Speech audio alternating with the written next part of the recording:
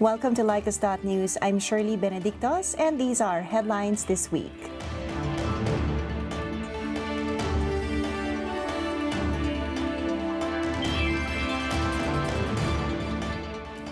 Vatican backs calls to ease patient protections for COVID-19 vaccines. Myanmar's Catholic bishops call for dialogue as tension continues to rise. Cardinal Tagle named member of Vatican's treasury, central bank. Dutch parliament says China's treatment of Uyghurs is genocide. Appeal of Pakistani Christian couple on death row deferred. Sri Lanka's bishops call for release of Easter terror attack inquiry report. Another Philippine Catholic church vandalized and religious images desecrated.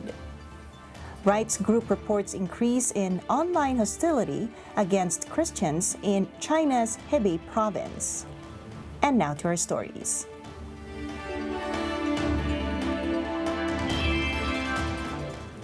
The Vatican this week expressed support for calls to ease international patient protections and speed up sub-licensing agreements for the production of COVID-19 vaccines.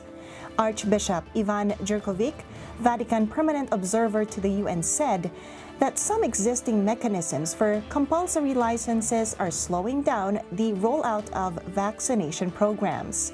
He said that over the past weeks, the world has experienced how some countries and companies continue to prioritize bilateral deals, driving up prices, and attempting to jump to the front of the queue. Speaking at the World Trade Organization Council this week, Archbishop Jurkovic cited Pope Francis's warning about the risk of prioritizing access to the vaccine to the richest. He noted that due to insufficient production capacity and the consequent lack of availability of vaccine doses, most countries of the world are experiencing delays in vaccine rollout programs. Catholic Church leaders in Myanmar called for restraint in the streets and return to dialogue as tension continued to rise in the country this week. With prayers in our hearts, we plead with all the stakeholders, return to dialogue, read a statement issued by the Catholic Bishops' Conference of Myanmar. The church leaders said they made the appeal especially to those in power amidst deep anguish and pain of witnessing more blood in the streets.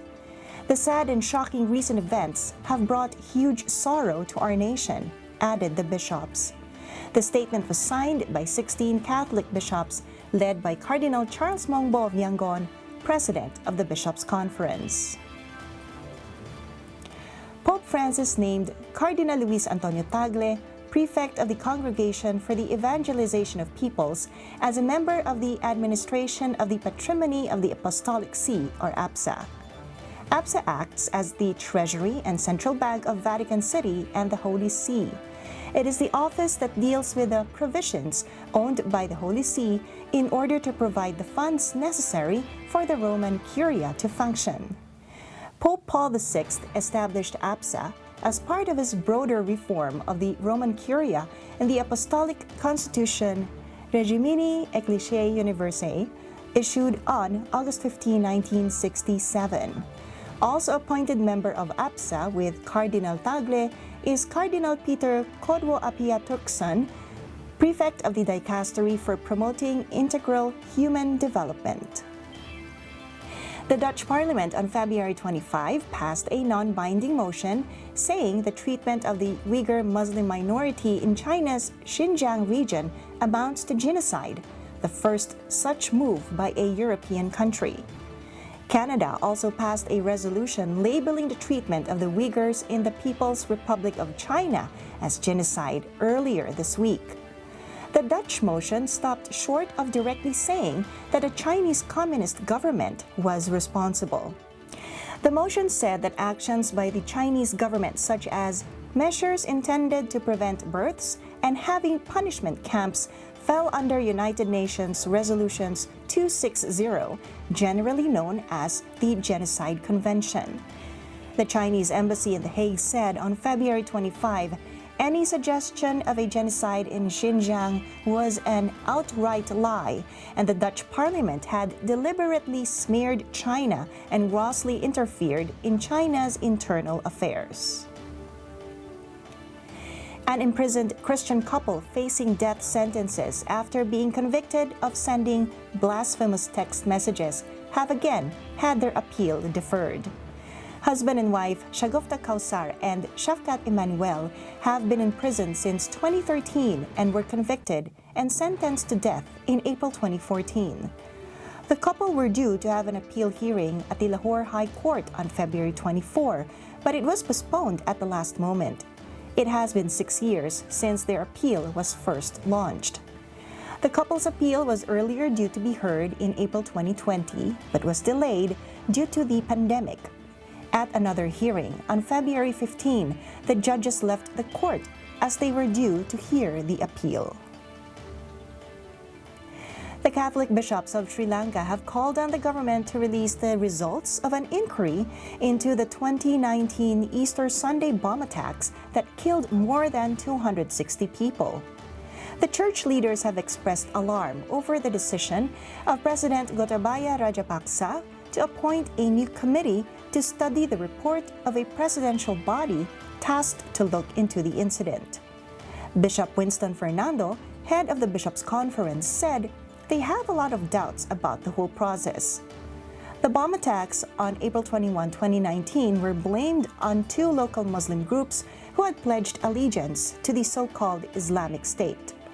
The targets were 2 Catholic churches, a Protestant church, and people eating breakfast at 3 top tourist hotels. A total of 171 people were killed in the Catholic churches. Earlier, Cardinal Malcolm Ranjit, Archbishop of Colombo, expressed disappointment over the government's investigation into the Easter Sunday explosions. A week after 2 chapels in the southern Philippines were desecrated, a Catholic church in the northern part of the country was also reported to have been vandalized and its religious images desecrated. Religious images were reported to have been found damaged outside the parish church of St. Padre Pio in Legazpi City, Albay Province. An image of the Our Lady of Salvation, which was positioned at the entrance of the parish church, lost its right hand, while the left hand of an image of an angel was cut off. Another religious image was also cut into 2, while a statue of St. Padre Pio, the patron saint of the church, lost its fingers. The desecrated images have been in the church for only 3 years, said the parish priest. Bishop Joel Bailon of Legazpi expressed sadness over the incident, describing it as an irresponsible act that might have been done by people who were not in their right mind.